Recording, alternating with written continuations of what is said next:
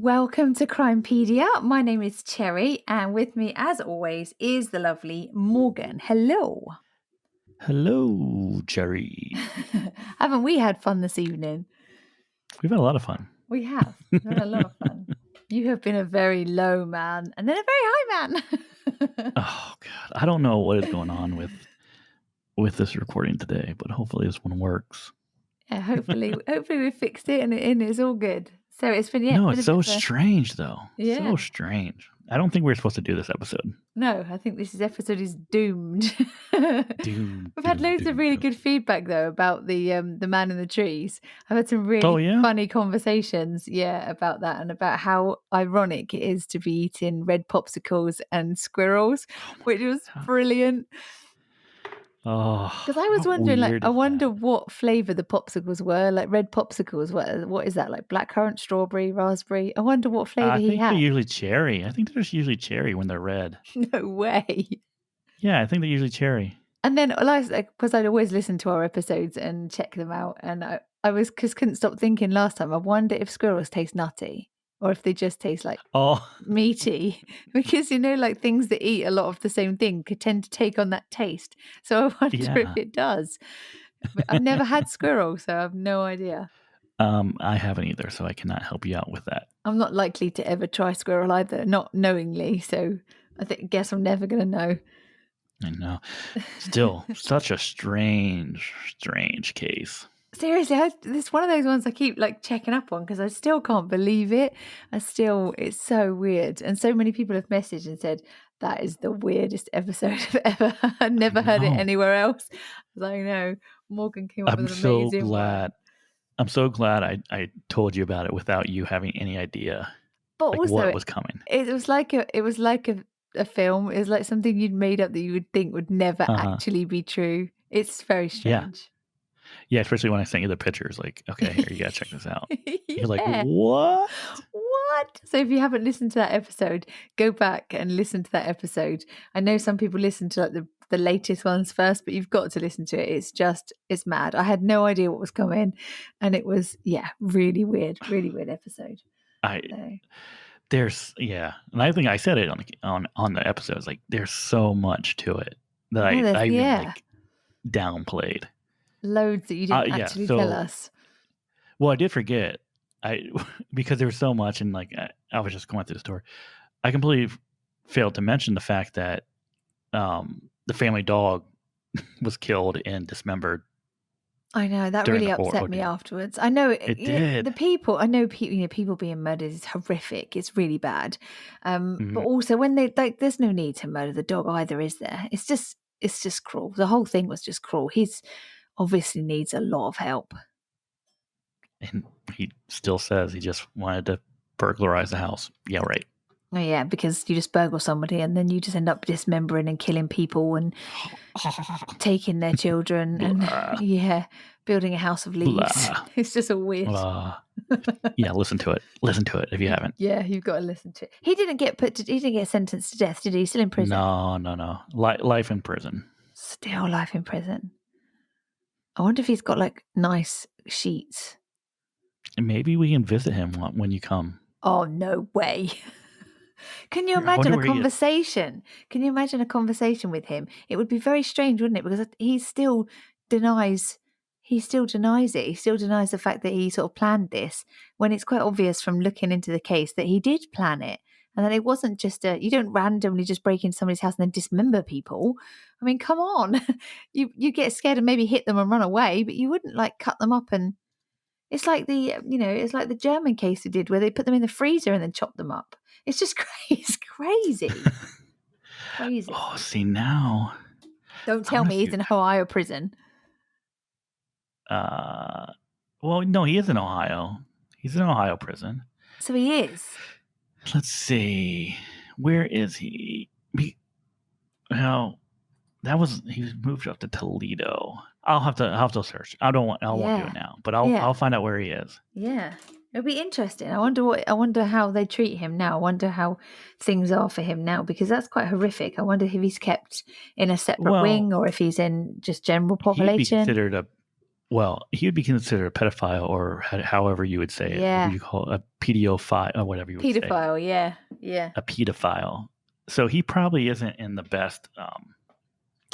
He's probably not the most liked person in prison. Do they split those off over there? Like in our prisons here, you have like the sex offenders, the people that do, rape and things like that, and pedophiles and things like that. They are on their own separate wing, kept away from the general kind of the general population. Is that the same for over there, or are they all mixed in together? No, I think they're all mixed together. Oh, really? No, I think sometimes they're like put in like protective custody. Oh, which basically means you only get limited time out in the yard, and you eat separately. And okay. He is at the Toledo Correctional Institution, which is like, I don't know, 3.5, 4 hours from me. Oh, okay, that's quite a way. That's quite a drive. Yeah. Oh, I did wonder that whether people that did crimes like that were in the same, whether you kept everyone together. Obviously, I know death row, they're separate, but I wondered whether they kept segregation units of different kind of people. There's a TV program. I don't know I think it's on Netflix. And the second season is due to come back. It's called 90 Days In. Have you seen that? No. Okay, it's really good. If you go onto Netflix at the moment, 90 Days In, the first season is actually on Netflix at the moment, because the second season's due, I think, September 17th, I think. And basically what they do is they take a handful of normal people and they put them into prison as offenders, and they get to watch and see what's going on within the prison, because there was a lot of drugs and a lot of stuff going on in the prison that the prison officer, or the guy that runs it, correction officer. Well, the officers didn't know anything about it, so the staff all think that they're actual inmates. The only person that knows is the governor. That's it, the governor. He's the only one that knows that they are implants into the system. And so what happens is they tell sort of the other officers that these camera crews are in there to make a documentary about prisons. So they've got no idea that some of the people in there are planted. There was like a school teacher, another one who was actually a police officer, a guy that was from the Marines, he was inserted in, another guy whose brother was actually in prison somewhere else. It's a really good program, really good. Why would people sign up for that? Well, the thing is, like, they have to lie about what they're in court for. And there's this one particular guy who is a complete arse, and he basically goes in there with a real like cocksure attitude, and the other prisoners are like, man, you're an idiot, and they basically they have to take him out for his own protection and then they get rid of him because he's an absolute idiot. He really is an idiot. But yeah, it's a really good program, actually. I'm looking forward to the second series. So it's Netflix. Okay, it's on A&E here. Oh, okay. Let me see. Yeah, I'm looking it up. 60 Days In. 60 Days In, that's it, yeah. 60 Days In, yeah. It's really good. You should watch it if you get the chance. That's crazy. And because obviously no one knows what's going on, the other police, the other correctional officers actually just treat them like normal. See, you have a lot to go, because there have been, you said season 2 is coming out on Netflix. Yeah. For you. Yeah. We are up to season 6. What, really? Yeah, so you probably have plenty coming up. No way. Yeah, so season 6 just looks like it ended. It went from January and through the end of April. Oh, okay. That is crazy. I'm gonna have to see if I can find that. So I've seen season 1 on demand or something. Yeah, I've just had a look online, and they're the people. Scotty Maples. They had Muhammad Ali's daughter. She was in there as well, Miriam. Oh, What? Yeah, she went in as well. And then they had So another strange. lady who was really quiet, and she was a Marine. I think she was a Marine's wife or something. And she went in there, Barbara she was called. She went in there with this like attitude that people in prison are scum, and that her husband is a Marine and he goes to war for their country, and that they're disrespecting him and all this. But she comes out a totally different person, totally different. It's actually really good. Oh my god! Like I'm reading about season 6, right? Season Yeah. 6 cast. So there's someone named Alex who's must be in college, a political science major, 60 days in super fan. Oh So no. so he's a super fan. Having watched every episode of the series, Alex thinks going to jail will be a nice reprieve from the stresses of college life. Oh, Alex is Alex. an avid online gamer with a passion for survival games. He's eager to see if his online role playing will provide fruitful when he goes behind bars for 60 days. Oh no, Oh, okay, I really? have to watch it. I have to watch it. Yeah, you're gonna have to watch it. And I know that they send in police officers, correctional officers, Yep. and stuff like Yep. that to see if they can find out where the drugs are coming in, how they're getting in, whether they're coming in from other staff or whether they're coming in from inmates. It is a really good program if you get the chance to watch it. So yeah, if you're listening in England and you've got or in Europe and you've got Netflix, I think we're just ready for season 2 on its way soon. But obviously you've got loads of them. Yeah. Oh, Yeah, and we need to I have a don't watch party of this one night. I can't believe I haven't heard of this. Oh, it's But I brilliant. don't really watch I don't really watch A&E that often, so it's not like Yeah. it's not like I see those commercials or anything. Okay. Well, yeah, I can't remember how I watched the first one because I don't know if it was on Netflix. I don't know where I watched the first one, but I got an alert the other day saying that did I want reminding that season 2's coming? I was like, yes, definitely. Yeah, it's really good program. That is insane. I would That is not do really that. insane. I would not do that. Yeah, let me see here. No, yeah, so it's not on Netflix here in the United States. So Well, that's rubbish. So only A&E. So if you have A&E, you can watch it. Yeah. That's weird, isn't it? Oh, but it's really good. So yeah, if you do watch it, if you watch any of it, let me know what you think. But yeah, definitely watch. If you can watch season 1, watch it and tell me what you think of Robert, the teacher, because he's so annoying. I just want to reach in the telly and smash his head against the side of the wall. He's so annoying.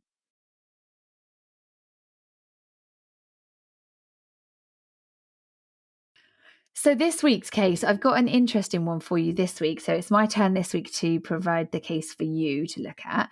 And this one is another unsolved murder from the UK. It's the case of a lady called Marie Wilks.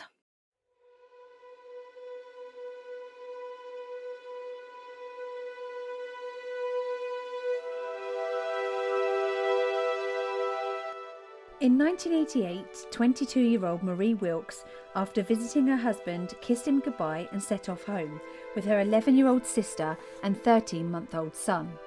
The oil warning light came on in her car, and so she left the children in the car to get help. Marie's body was later found in Woodland. In 1989, a man was convicted of her murder, but 5 years later, he was released, and her case has never been solved. This is the case of Marie Wilks, murdered on a motorway.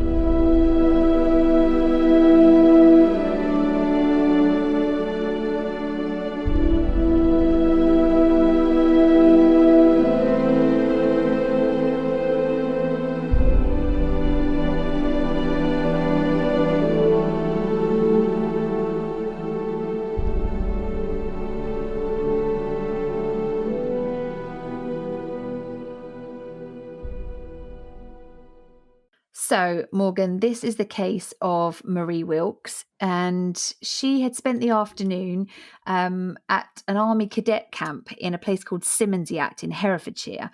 Her husband was an instructor at the camp, and she had been to see him with her little sister and her 11-month-old son. Now, where in England is this? so this is in a place called Worcester. Well, she lives in Worcester, and Simonsiat is just down the M50 motorway near a place called Monmouth. So it's in Worcester, which is in So this is Herefordshire. basically the England-Wales border. So Yeah, yeah. western part of England. Yeah, so it's in the west of England, almost as you get into Wales there. And in 1998, Marie Wilks was 22. She was also 7 months pregnant with her second child, and she was leaving her husband at his work. He had taken a big group of kids down to Simmons Yat to do some stuff, like army cadet stuff there. She'd been to see her husband and was on her way back. She hadn't been driving for very long. She'd only been driving for a couple of months, and this was like her first trip on her own. So driving to her husband, she went the back roads because she didn't really want to go onto the motorway. But coming away, unfortunately, she got lost. And she ended up being stuck on the M50. Now, if you have a look on the map, if you get that up on there, she's stuck sort of in between where she was going and where she was coming from. So she's sort of right in the middle of the M50 motorway, which is quite a busy motorway, coming out of Wales and sort of going up country. She had a little sister who was 11 years old with her in the car, and she had a 13-month-old son with her. And the oil warning light came on in her car. So she was driving. It's quite an old car, actually. If you look back now, I mean, we're talking, this was 1988, so it was quite a long time ago. And she had a really old Morris car. So it was very square with the little round headlights, and it looks really old and dated now. Okay. So I understand that she's a recent driver, or she just got her license recently. Yeah. You have an older car. Yeah. Oil light comes on. I'm assuming that the car probably had problems beforehand that she may have known about, or at least if it's not in a great condition, you probably think, okay, something could happen. Yeah. Wouldn't it be safer to take something like the M50 rather than a back country road? I mean, especially like if you're going to break down, I would rather be on a major thoroughfare than being stuck out, in the middle of nowhere.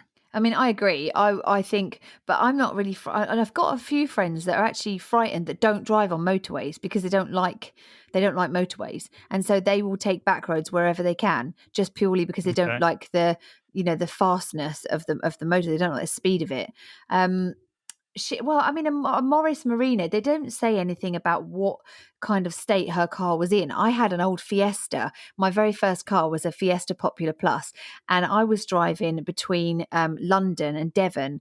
I think I would probably pass my test about 6 months, and it's quite a long trip. It's about 300 odd miles.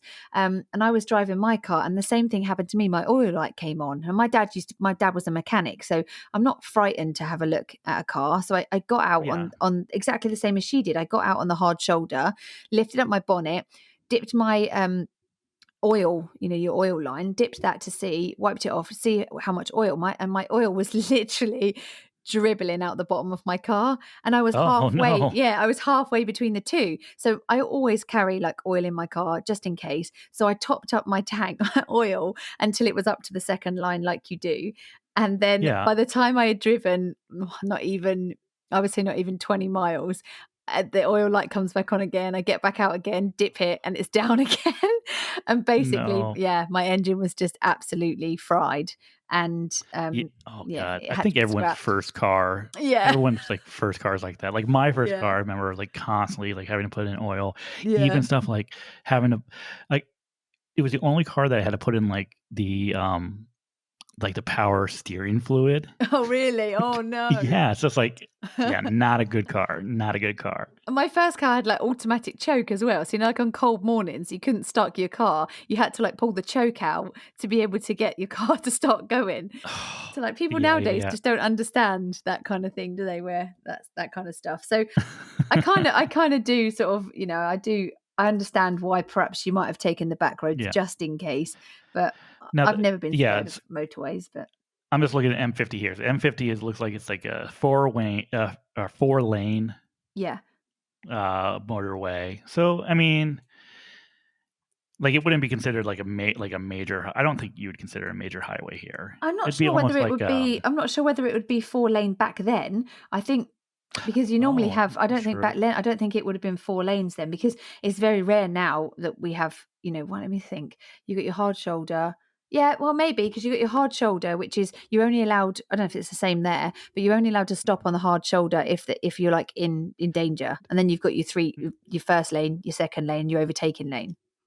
Yeah. Now, when I say 4 lane, I should say it's 2 lane each way, right? Right. So Yeah. Okay. would say eastbound, westbound. There's 2 lanes Each eastbound and side. 2 lanes Okay. westbound. Yeah. That so yeah, so it's a 2 lane. So yeah, so it's a 2 lane road, Mm-hmm. 4 lane if you want to consider both ways. So that wouldn't be a Okay. major road for you, would it? That would be No, I a would small consider road. that like no, it'd be like well, I mean some highways, yeah, would be like that. I mean, I think but looking at it, it'd be similar to like maybe some like in Ohio, it'd be like some state routes like or from Columbus, we have like 23, like State Route 23, right, which goes Okay. down to like directly south, which is it's just like that. So Yeah. it's 2 lanes both sides. So that's Yeah. what I would kind of consider it. Yeah. So it's not a major road. And it looks like I mean, I'm just guessing here. It doesn't look like once you're on this M50, Mm. there aren't too many places to get off actually. No. I don't see a whole lot of like entrance ramps or exit ramps. No, there's not. So that's probably the biggest difference Yeah. between this M50 and like what you would see here. Yeah. So I mean that's the thing. It's not it's not a crazy. I mean I'm just looking at the aerial view of it. It's not a crazy. I wouldn't have considered that crazy busy. And back in 1988, would there have really been that many cars around? Probably not. But if she's just Mhm. passed her test, it's probably going to be quite scary because it's to us it would be like a major road. So it's like the Okay. motorway. So it's our most major road, a motorway. So I can I see can why understand she that. went, Okay. why she went back road. So basically, she's got her 11-year-old sister in the car. She's got a 13-month-old son in the car, and she is driving back home, back to her parents in Worcester. So she's wearing a pink and white maternity dress. She's quite pregnant, so she's 7 months, so she's not far, Mhm. away from having a baby. So she goes to find an emergency phone. Obviously, mobile phones back then, there wasn't any. So she pulls over on the hard shoulder and she leaves her sister and the baby in the car to go to an emergency phone. I think if it had been me, I would have just carried on going till I got to the emergency phone. But obviously, Mhm. she's a new driver. So she's obviously panicked because the lights come on, and has just pulled over as soon as she could.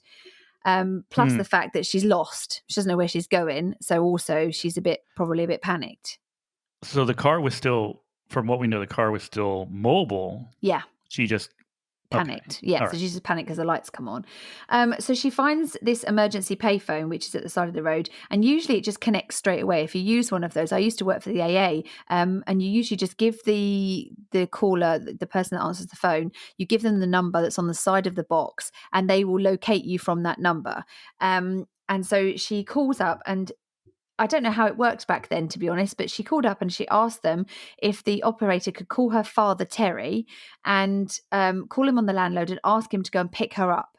So 4 minutes later, the operator finds out that Terry's not home because he's gone fishing and he's got the family car with him fishing. So he then tries to tell Marie that, but all he can hear on the other line was traffic.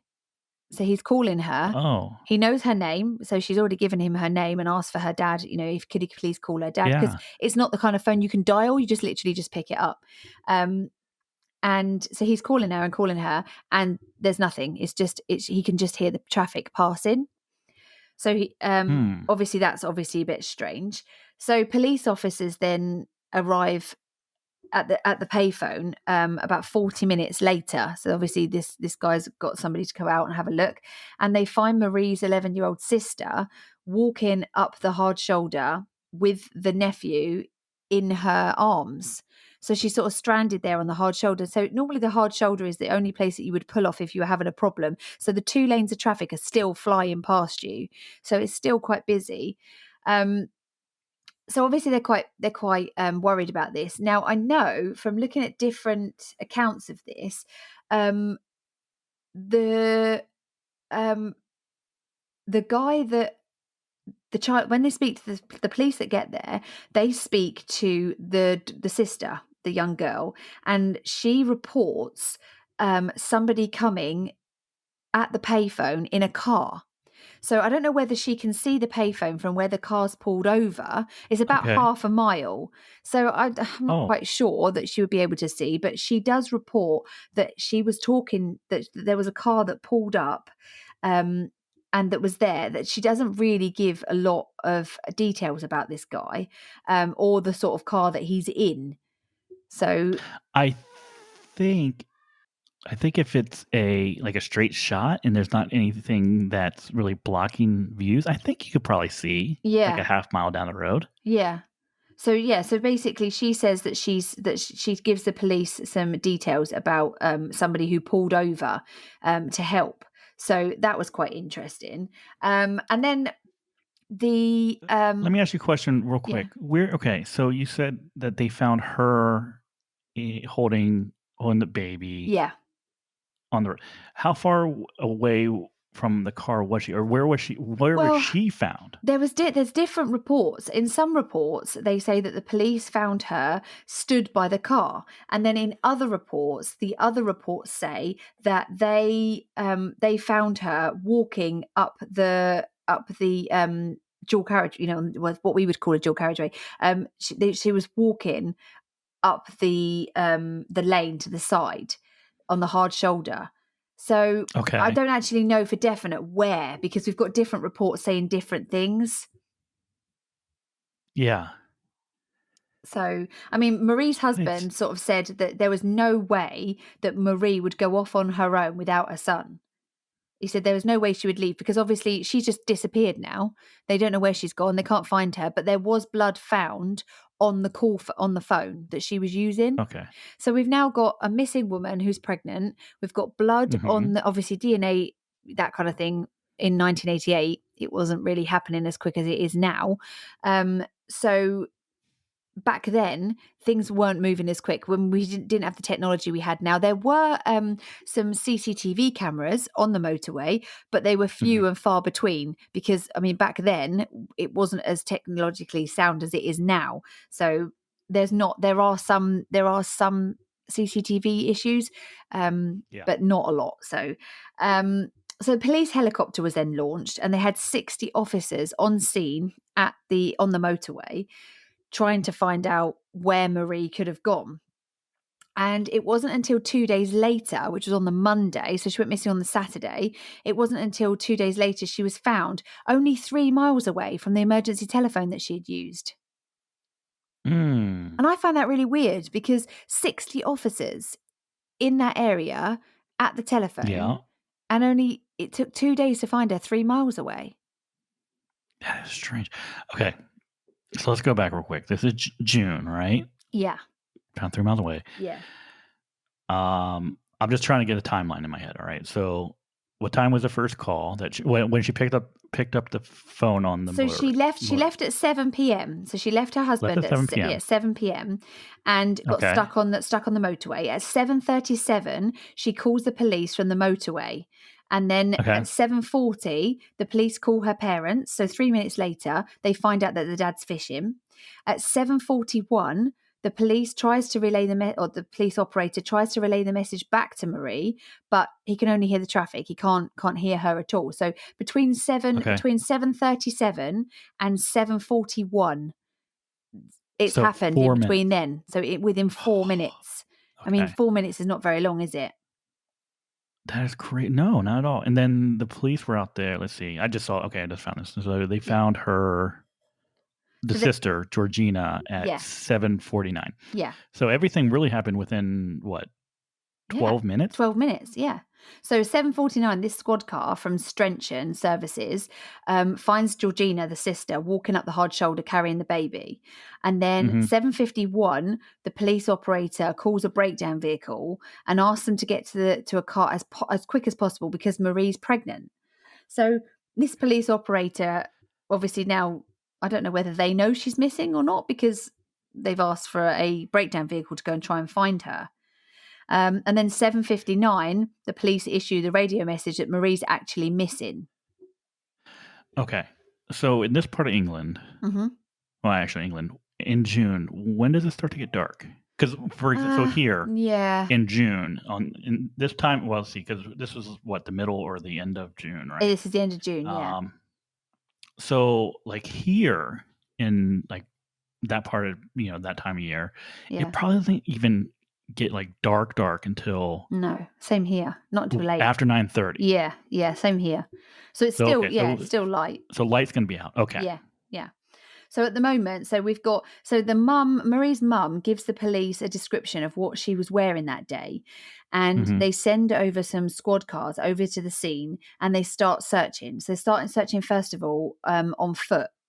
They find the emergency phone hanging down by its cord, and the police helicopter is then sent to the scene at 8:10 in the evening. So by this time, I reckon it's probably starting to get a bit darker, but not dark. Yeah. So they use the thermal imager, but they don't see anything because it's hot weather. Everything is warm because it's in June. We're in summer. And they can't find her. So 8:20, the police make another call to Marie's family to ask if they've heard from her, but they say no, we haven't heard anything from her. So they then send tracker dogs to the scene. So they're sending dogs down there, and they still don't find her. On the 19th of June, which is the Sunday, that's when they find blood around the emergency call box, which I find really strange because on the Saturday, they find the cord hanging down. So why do they not find the blood on the Saturday? Why don't they find the blood until the Sunday? So that doesn't make sense to me either. Is weird, yeah. Yeah. So that doesn't. Was it a significant amount of blood, or just like maybe a little bit of blood splatter? Well, they just say a little bit. They say a little bit of blood. So maybe they went and looked at it in more detail, and that's what they find. Yeah. So on the 20th of June, 6 p.m. in the evening, Marie's body is found 3 miles away from where her car broke down. She was found down an embankment on the eastbound carriageway. She had been stabbed in the left-hand side of her throat, which had cut the carotid artery in her throat. Okay. So obviously, if you would cut a major artery like that, it's not going to take very long before the inevitable happens. It's a huge artery in your neck, so it's not going to take very long for her to bleed out for that. She also had damage to the left side of her head, so the police believe that perhaps she was kicked or hit on the left side of her head, and her jaw was broken. That's where the blood came from then. Exactly. So that's what I'm thinking. Box. Exactly. Okay. So that would be like a spray, wouldn't it be an anterior spray of blood if she was hit to the side of her head. Obviously her jaw was broken, so she was hit quite hard. They had found evidence that a car had been driven onto the hard shoulder and had reversed behind the crash barrier. So obviously somebody's pulled over, reversed behind the crash barrier there, but obviously they can't tell what kind of car it was. And so, go on. Here, let me ask you. So, was there any sign of any like sexual assault or anything like that? No, but not at all. It doesn't see anything like that. Okay, so this is okay. This is what's crazy to me. She was found 3 miles down the way. Yeah. Right. Yeah. And now I'm going to do this in American time or American speed. Right. So I don't know what the speed limit is on the M50. It will probably be about 60, I would say. Then 60 miles an hour. Maybe that's 60, what I was going to say. Yeah. Let's do 60 because 60 is a good number when we're talking about time, right? So if she is attacked, okay, so she's attacked in a 4-minute window between 7:37 and 7:41. Yeah. Okay. So let's go ahead and split the difference. Let's say that it's 7:39 when the attack happens, right? Yeah. Split the difference between those two times, right? Yeah. So punch, kicked, whatever, pulled into the car, drive away, right? Yeah.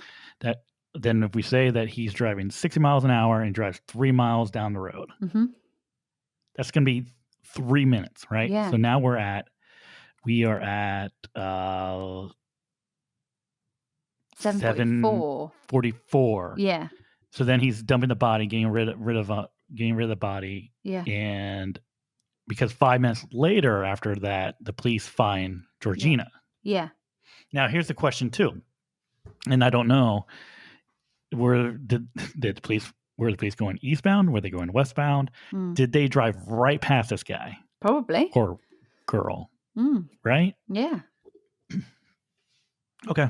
So that's, they could have driven straight past him, in either direction. And that's the thing, it's a very small window, a really small window. And the police believe that she died within 15 minutes of making that emergency call. So she was killed very quickly, obviously. So about a week later, the police staged a reconstruction, and they got a policewoman called Taryn Green to wear a similar pink and white maternity dress and stand at the same spot on the hard shoulder for 2 hours to see if she could jog memories of people passing by that perhaps were driving past that day. They also stopped traffic and asked drivers about their motives and their movements and that kind of stuff the previous week. They also began appealing for information about a man and a light-coloured car that was seen near the phone. They also had reports of a grey saloon car that was also seen near the spot where her body was found. Now, it doesn't say whether that was from her sister saying that or whether that was just from reports. It just says that there were reports, information came forward. They then put this e-fit together and issued that out to the public with a description saying it was a man described as a white man with thin, sharp features, a prominent, long, thin nose, in his 20s, and of youngish appearance. That could be anyone. Okay, yeah. Very basic. It's really basic. So about 7 days after, a former Welsh guardsman called Eddie Browning, who was 41, was arrested. Now, he's from Wales. He was arrested after a colleague reported that he looked like the photo fit that had been issued. So this colleague's seen this picture and go, whoa, okay, that looks like Eddie. And he is then phoned up and has booked him in. So he did actually, this Eddie Browning. Wait a second. Let's go back. So Buddy calls him in. Hey, that looks like Eddie. Yeah. And then they arrest him. Yeah. Is that what you're saying? Yeah. And so they're arresting him on what evidence? Suspicion, I guess, just suspicion of... Well, basically, he also has a history of violence. So Eddie is known for being quite violent. He also... So Eddie's not the best of guys. No. And he also owns a knife. He's known for having a knife, a butterfly knife, which would be, something that perhaps, she was stabbed in the neck. So perhaps this could correlate together. Everybody. Okay. Yeah. Everybody had a butterfly knife in the 80s. I had one. I'm not in the 80s. I had one in the 90s. I remember I had a butterfly knife. I don't know why. I was going to say, what for? Because they were cool. Oh, okay. Okay. Because you can learn how to do tricks with them. And they're cool. Butterfly knives. You stab yourself with it. Okay, so Eddie is okay. So Eddie looks like the picture that they put out. Yeah, he's also got a history of violence. He carries a knife. Eddie has a history of violence, and he has a knife. And he has a silver Renault 25. So could that be possibly the grey kind of car? So, I mean, it could, but there could also be millions of gray-looking cars in England. Mm-hmm. Yeah, of course. Okay. So, well, anyway, they grab Eddie, they arrest him on suspicion of this, and it goes to trial. So it goes that far. It goes to trial. He maintains his innocence, says he did not do it. He argued with his wife that night and was driving to Scotland. So on the evening of the murder, he left his home in Wales at 7 p.m. So he left at 7 p.m. in the evening. Of course, this was all happening with her around this kind of time. So he says that he wouldn't have taken the M50 to go to Scotland. He would have taken another route to go to Scotland. He says that he wouldn't have done that. Yeah, and I think here, because we did this earlier. Mm-hmm. So if we do, he's lived in, what do we say it was, Pontypridd? Pontypridd, we're going to say it's Pontypridd. Yeah. Wales, right? Yeah. And so if we do directions to just Scotland. Yeah, because we don't know where in Scotland. Just Scotland, yeah. Yeah. I mean, yeah, it says, looking here. Oh, wait, I don't. Well, see, now, we did it earlier, and he ended up taking the M5. I just Mhm. did it again. So I did Pontypridd, United Kingdom, to Yeah. Scotland. Yeah. And you know which route it tells you to take? The M50. The M50. Because it's the quickest route. So it would take you. So he's saying he wouldn't have taken that, but when I did it on Google Maps, it took me the M50. So that's Uh-huh. again, that's another reason perhaps why. Um, So he could have taken that. yeah, He he could have could have taken that taken route. that way. Okay, so I want to do one other thing, right? Uh-huh. So he said he's left at 7:00. Yeah. Okay, and let's go, and let's say, because I'm assuming she's probably closer to the M5. So I did find out where that, what was it called, the Strantham Yeah. Services Yeah. is located, Yeah. which is on the M5. So yeah, going back to that, they absolutely passed Yeah. whoever Would have killed her. passed him. Yeah. So if I click, let's say, I'm going to click just on a random location here, right? Uh-huh. And we want to go from Pontypridd. I just want to see how long it takes.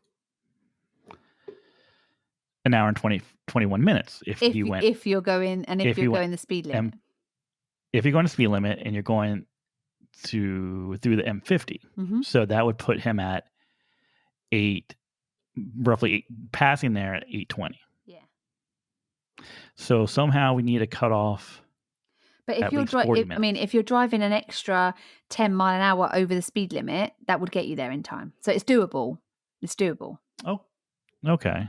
Really, most people don't drive the exact speed limit, do they? Most people will go faster than the speed limit.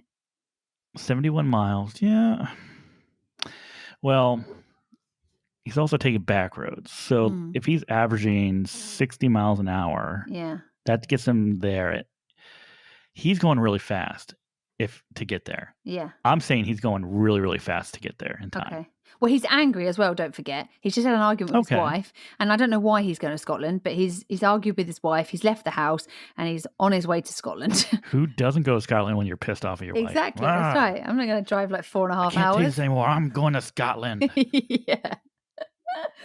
So, getting some haggis. I'm off on my way to get some tablet in Scotland. That's what I'm going to do. Gonna go play bagpipes and put on a kilt and throw logs. Yeah. Scotland. That's what we're going to do. So that's what happens. So we've got the kind of okay, he's a bad guy. He's had a bad past. He's driving a similar color car to what was seen. He carries a knife. Mm-hmm. He does look just like the photo fit. We'll post the photo fit with a picture of him on our Facebook page and stuff. And yeah, he does. He does look just like it. You can see why they've gone, gotcha. I don't need to do any more work. So what happens next is after the police have released this impression of this guy, obviously his friends come forward. It said that so on the 25th of June, after the reconstruction, at 7 p.m. in the evening, Eddie Browning is arrested at a social club, and this is about the same time that the reconstruction has taken place. On the Tuesday, the 28th of June, so like a week later, Eddie Browning appears in an identity parade in Worcester. Now, I can't find anything else out about this identity parade as to who exactly is looking at him in this identity parade. I can't see who was the witness to this. There's nothing to say who was there to do that. When you say identity parade, we're talking like a witness, like a lineup. So basically like a lineup. And so you have to pick it out. Okay. Mm-hmm. I used to do that when I was younger. I used to do lineups. Really? Yeah. Yeah, so you get paid by the police basically to just stand there. And what happens is, or how it used to happen, you would go into a room, the offender would come in with their solicitor and would choose the people that most look like the offender. And then they would get the person that looked the most like them to stand next to them. So because I'm a redhead, not very many redheads commit crimes, unfortunately. So I didn't get that many to do. But I did do a couple, and they would say to you, you need to pull your hair down, put it on this side. You need to stand on this leg mostly and adopt this position. And I used to think this is really cheeky because you're basically trying to fool the person into thinking that it's not you. But they're allowed to do it. They're allowed to do that and choose the person that they want that looks most like them to stand next to them, which is weird when you find out what it is they've been doing. But yeah, so that was a bit interesting. So basically, on the 29th of June, Eddie Brown is charged with murder at Worcester Magistrates Court. And an inquest opens on the 14th of July. So we're looking at a few weeks later, after he's been charged with murder, this inquest opens up into her death. She has her funeral on the 20th of July. So we're talking like a few months now after her, she was killed. And then it takes us down to the 22nd of August. Now, the Marie Wilks Family Appeal Fund is launched in June. And it is topped £16,000. Now, back then, that's a lot of money. Well, it's a lot of money now, but back then it would be a lot of money.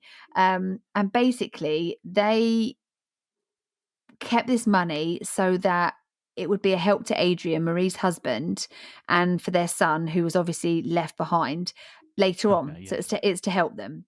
And by October, this fund had gone way over 26,000. So people were really invested in this case. On the 3rd of October 1989, Eddie Browning's trial started at Shrewsbury Crown Court. And by the 10th of November, he was found guilty of her murder. Okay. So, I mean, that's the thing, isn't it? He was found murder. He was found guilty of murder, and he was given life in prison. I'm going to go back off of what evidence? Well, exactly. I don't know. Well, I don't know. You told me it's very circumstantial. Exactly. Now he says that he was carrying a knife because it was a 3-inch blade, and he said he used it on his cattle farm to cut bales of hay, and he had forgotten that it was in his pocket. So he said that's why he carried the knife. It wasn't because he was going to go murder somebody. It was because of his job. That's why. That makes sense. That's good. So I'm assuming the police got the knife, right? Oh, yeah. So they must have done, because they know exactly it's 3 inches blade. They know the 3-inch blade. He was caught with it. So there's no DNA. Was there any blood on it? Well, exactly. It doesn't say anything about that. It doesn't say anything about having. And I've looked at, as far as I can find police reports, there's nothing really concrete that I can see that this guy. There's nothing other than the fact that he really looks like the E-fit. There's nothing really that pins him to this. Now, the other thing, he said that he would have used the M4, then the Severn Bridge, and the M5 on the night, which is where you looked at earlier. He was saying that's where he would have used, not the M50. So he's saying he didn't use that. He wouldn't have used that area, and he didn't use that.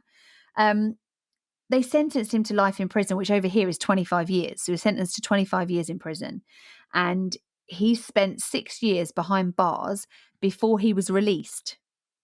So in 1994, in May, the Court of Appeal decided that his conviction was unsafe because there was evidence kept from his trial by the police. Of course. So I looked into this, and they said that the conviction was quashed because exculpatory evidence concealed by the prosecution, and the charge was dismissed, and he was released. Now, this stuff that they kept, this evidence that they kept, was that the car that was seen at the scene was a different color to Eddie Browning's car. Okay. That's the evidence. It was the murderer's car was different than Browning's car. Okay, hold on. Okay. Yeah. So I just pulled this up. I wanted to see what you're talking about. Okay. Mm-hmm. So I'm looking at So there was an off-duty West Mercia police officer, Peter Clark, who was filmed 4 days before Browning's arrest, supposedly under hypnosis. Okay. First off, that's a huge issue. Yeah. Okay. Clark had driven past the murder scene on the 18th. Yeah. In the video, Clark describes the murderer's vehicle as a silver gray, non-metallic, non-hatchback Renault car with chrome bumpers and the registration C856 HFK. Mm-hmm. Now, Browning's car was a Renault, but it was a hatchback with plastic bumpers. I was going to say, different bumpers. And the registration plate was C754VAD, so different. Okay, that is such a dumb thing to keep Yeah. from the defense? Yeah. Because first off, it's under hypnosis, so I mean, how reliable is that? Yeah. But I understand. Okay, yeah, they can say, "Okay, well, you guys have this evidence that it wasn't." Okay, Yeah. so but it's so dumb. It is. They're also must have provided Clark and another witness that police did not disclose. Mm. So strange. Mm. And also, they had disciplinary proceedings began against Superintendent Anthony Stanley, who was then accused of neglect of duty. Now, Eddie Browning was rewarded damages. So it was about Okay. £600,000 worth of damages, I think he got. But unfortunately, he passed away after he was released. Mhm. He passed away. So he spent like 5.5 years in jail, and he was 63 when he passed away. He came out and started again, got his £600,000, began a new life, and then unfortunately was found dead in his home, not under suspicious circumstances. Mm. So unfortunately, he spent 5.5 years in jail for something he didn't do, and then came out and died. Okay, so let's start with Eddie, right? So with Eddie, Mhm. what do you feel? Do you think it could have been him? Well, I mean, the e-fit looks like him. Okay, that's what it does look like him. I get that. Yes, okay, she was stabbed in the neck. He was angry. He'd fought with his wife. You can see how it could possibly happen, but Yeah. I mean, I just don't get. I don't get it. I don't get why he would just randomly pull over and stab someone in the neck, drag them into his Well, car, and then dump them 3 miles down the road. but here's the thing: if it wasn't him randomly doing it, it was someone else randomly doing it. You know what I mean? Exactly. Yeah. Exactly. This is okay. So yes, this is what I think. He definitely looks like the picture, right? Mm. Um, my problem is there's two things. If he says, "Okay, I wouldn't have taken that way. I would have taken this other way up to him." Okay, I tend to believe him because I checked and oh yeah, you Yeah. can go You that can way, and see. that Yeah. seemed like the most reasonable way. Yeah. Now I just checked again and it's like, okay, well you can take the M50. Yeah. My problem is once again the Mm. timing with this. Right now, could he have left? Now here's the thing: if he said he left at 7:00, Yeah, I think he was last seen at if 7 o'clock. I think that's why at they've seven got this o'clock, 7 o'clock. Yeah, he was last seen okay. at seven So if o'clock. he actually left earlier than 7:00, Yeah. right? So let's say, may say it's sometime between 6:30 and 7, Yeah. then Oh, that no, puts sorry, him my bad. No, 6:40 was the last confirmed sighting of Eddie Browning in Pontypridd, agreed by the okay. So defense and the prosecution. So they did that agree that puts there's 20 minutes earlier. 20 Okay. minutes earlier. So he would be there the same size if he was driving slightly above the speed limit. He would Oh, be there bang yeah, on he time. would have been. Yeah. Yeah, he would have Yeah. because, Right on like I time. said, where I put Mm. now. See, I'm not exactly sure where it was, so I'm looking at 71.6 miles. If we're going to do kilometers, that's 115 Mm-hmm. kilometers. Okay. So if it was a little, let me see here. Yeah, we'll say, okay, I think that's a good fare, right? 115 or 71.3 miles at the posted. Okay, now also, I don't know if speed limits have changed since the 1980s. So with posted speed limits now, we're still looking at an hour and 20 minutes. Mm. So if he left 6:40, that would put him in this location where I have on the map at 8:00. However, like we said, if he's going above it, yeah, Mm. So he would be there right on time. yeah, absolutely. So I also know that since then, the police have done further they've done further tests. So they're still undergoing like tests on this on this stuff. And they're a lot of people that I've read that have sort of commented on this are saying that they think it's a completely opportunist incident. It's just completely Yeah. somebody's just, it's just it's a really, really public place. It was a Saturday evening. It was Mm-hmm. on a really busy road, on a motorway road. There were hundreds of motorists that drove past that Yeah. phone box. So, I mean, Marie's sister said that she had spoken to a man who approached the broken down car on the hard shoulder. So, but when they've looked into it again, there were crucial flaws and contradictions in the evidence that they collected from Yeah. different witnesses. So Mm-hmm. things aren't adding up. Um, and they're basically saying that they think that this is somebody who is just just thought, wow, look, pregnant woman stuck on her own, bang. Probably not even thought about the fact that there could be somebody else in the car. Yeah. So I mean, yeah, Someone who was in a complete rage. yeah. But then this, Someone. you listen to all of that, it sounds like it's not looking good for Eddie. He's angry because he's had an argument with his wife. He's flying down the motorway. Maybe he Mhm. stopped to try and help her, and perhaps she rebuffed him and he lost his temper because he was already in a bad mood. That's so crazy. But would he be so I don't angry that he would know. stick a knife in her neck? Or, or hit her. I don't know. I don't know Eddie. And there's not a lot. I mean, he's got a violent background. We've already found that out, that he's got a violent background and that he was But angry that evening. But that doesn't mean to say that a he's a violent, murderer. yeah. It doesn't make you a murderer. No, Yeah, it doesn't. exactly. And so my gut But instinct when I read all of this is that I don't think that there's enough evidence for me to make an informed opinion as to whether or mm-mm. not he is responsible for this, because I just don't think then that, I mean, fingerprinting was still like baby steps back then. Fingerprinting wasn't even advanced as it is like now.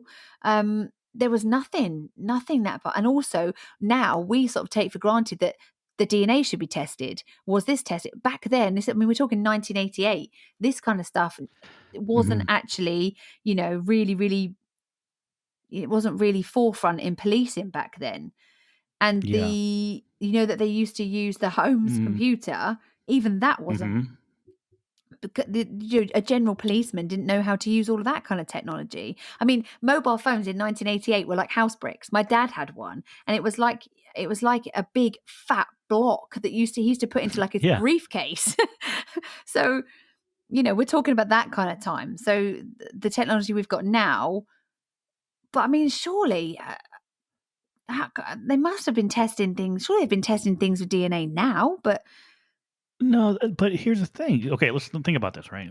We know that, this is I go back to this all the time. mm, But things like the East Area Rapist or the Golden State Killer, right? mm, So even back in the 70s, they were taking samples yeah, from the victims, right? They yeah, didn't know anything about DNA testing back then, but they were no, still taking it. yeah, So you would think that in 1989 they would at least be like clipping fingernails to see if there's like if there were fibers if or she had something. like Yeah, yeah, if she fought and had scratched him and got something underneath him. yeah, Um, maybe they still have do they still have the clothes she was wearing, yeah. They must have the done. dress she Yeah, had on? yeah, So you would think, okay, maybe there's still some DNA out there that you can test, mm, but who knows? I mean, it seems like the rest of this investigation was real shoddy, right? yeah.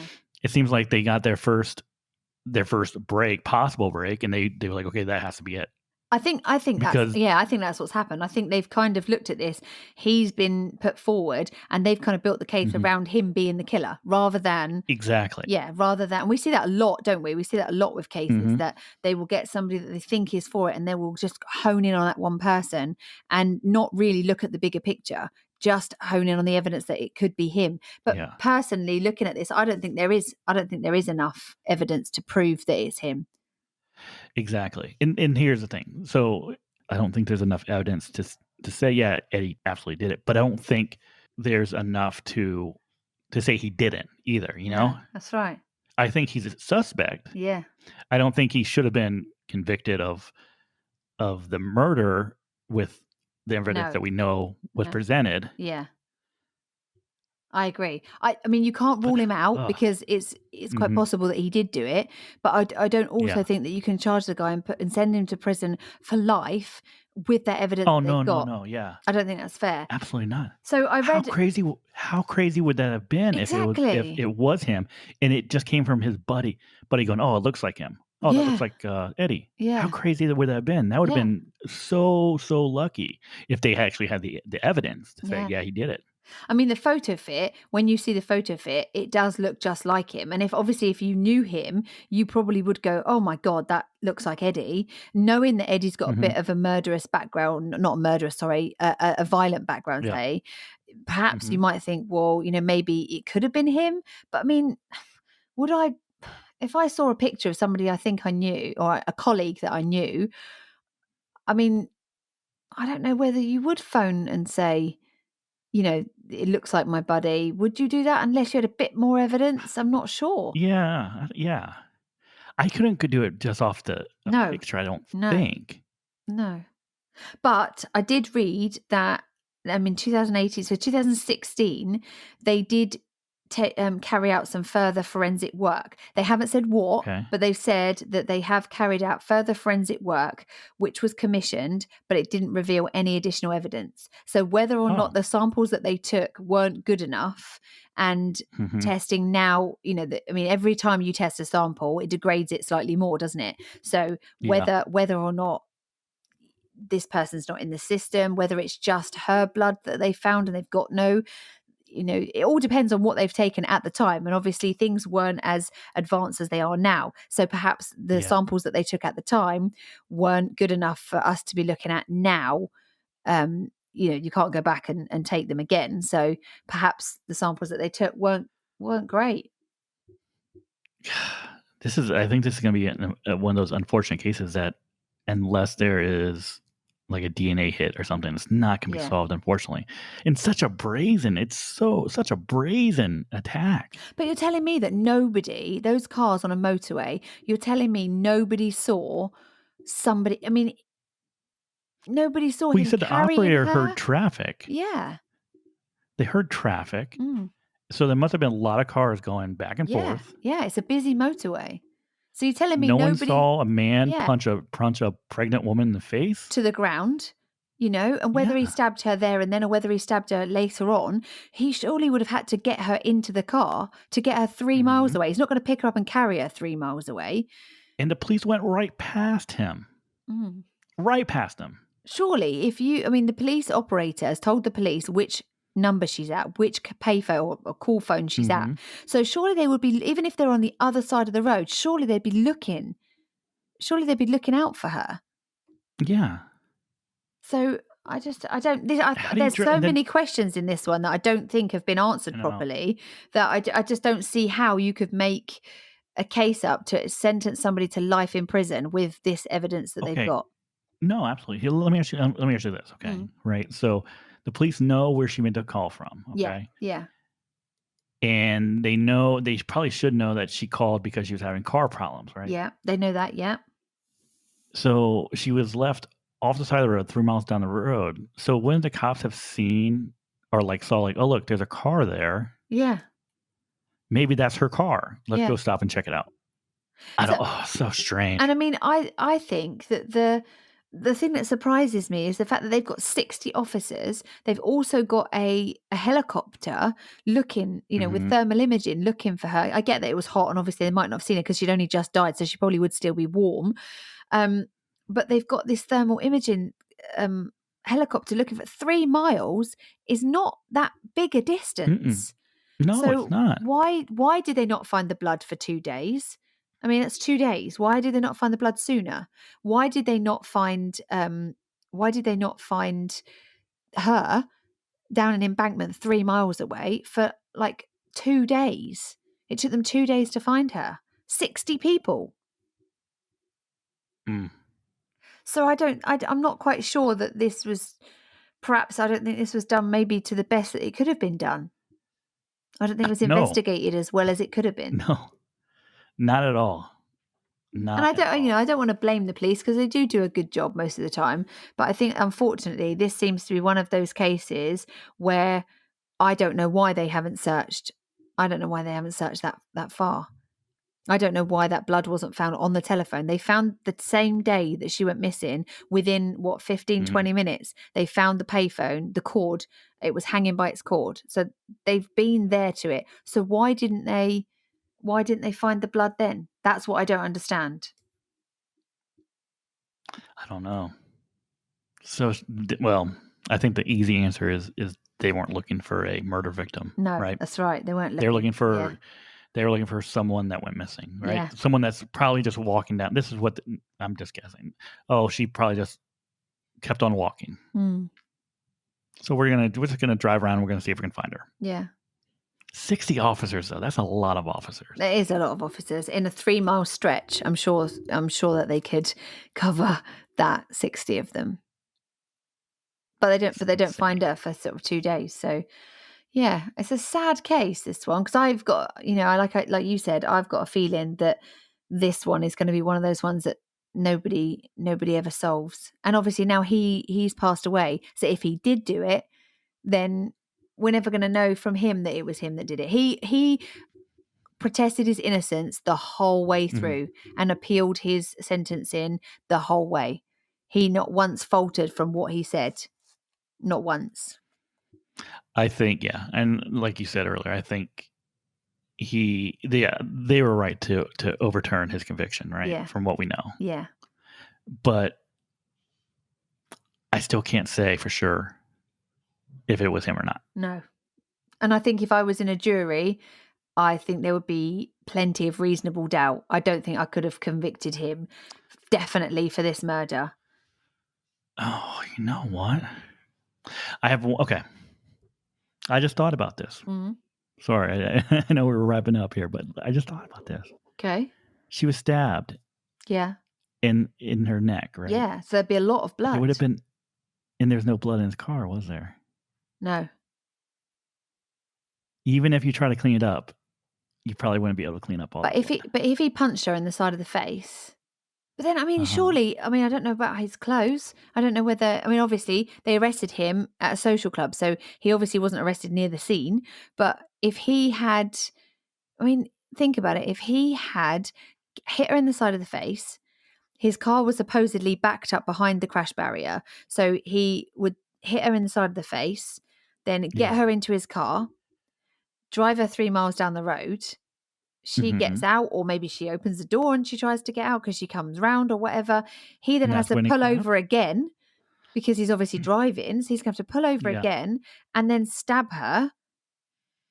It doesn't, outside. Perhaps that's where he stabbed her, outside. But then surely if you stab someone in the neck, in the carotid artery, you're telling me there's going to be no blood spatter on you whatsoever.